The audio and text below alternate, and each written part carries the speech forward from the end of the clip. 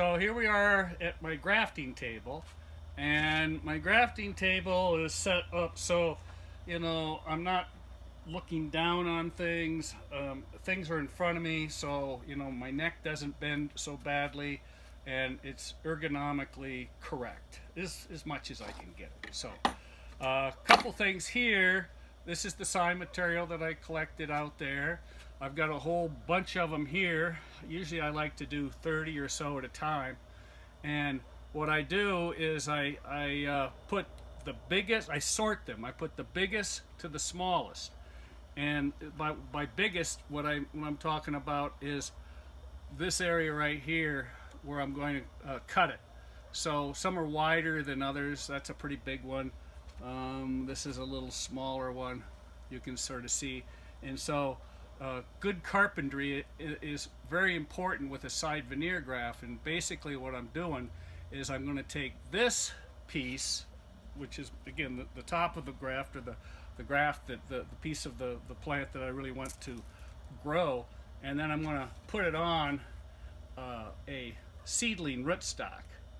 And I'm going to take and cut this and cut that and unite them with a rubber band. And the rubber bands I like to use, you can get these from, I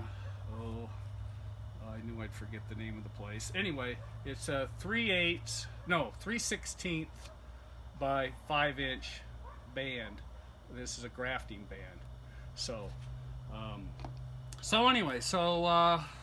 these are my rootstocks. And again, why do we do this? Well, we do this because we're taking an individual plant that has the characteristics that we're interested in, because it's dwarf and it's got a pyramidal shape, and we're putting it on a rootstock that we don't know what it's going to do. It's probably going to be tall and kind of bushy, but it's not going to be dwarf. And what we're interested in having is a dwarf plant, as opposed to just a regular pinion, and that's why we're doing this. And regular pinion pines will get to 25 feet, and they can be really nice, or they can be kind of leggy. It just kind of depends on it.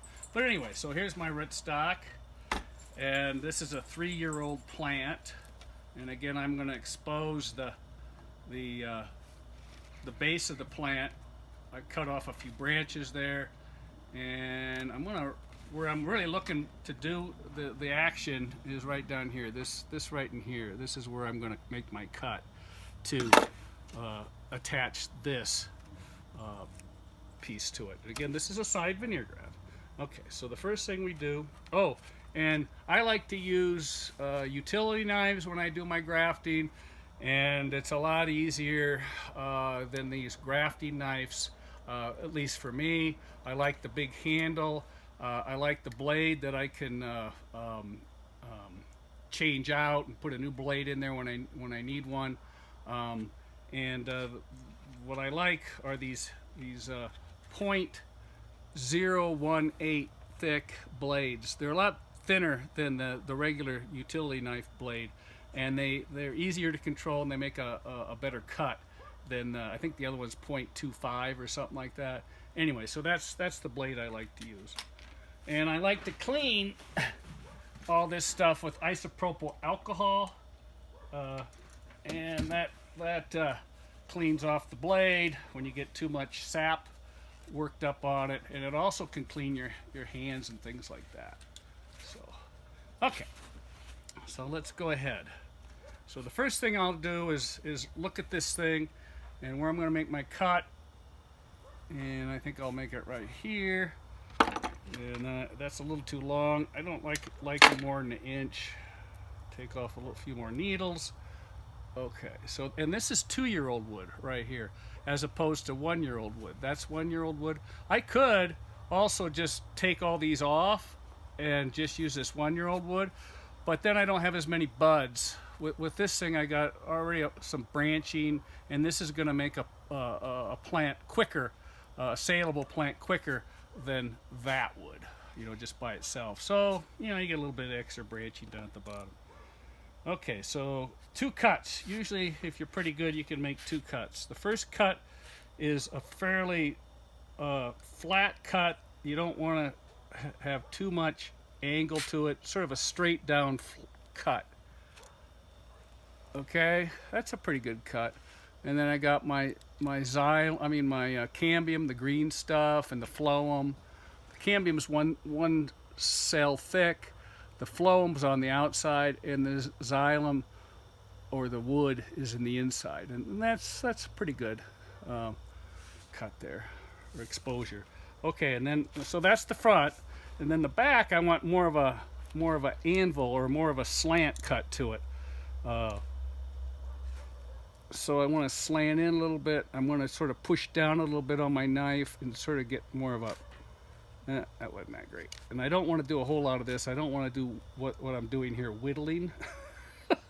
You don't want to whittle. Okay, so that's not too bad. It's not completely symmetrical, but you know, that'll work. So I want to cut off a little bit of this just to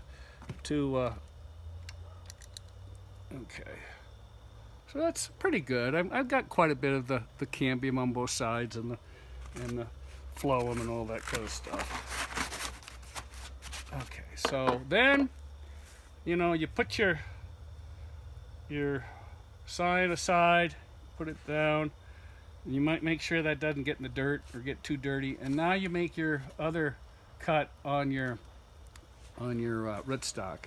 And this is a little difficult because sometimes you got, like, that's an old stem that I cut off, and that wood is a little bit more difficult sometimes to cut through, but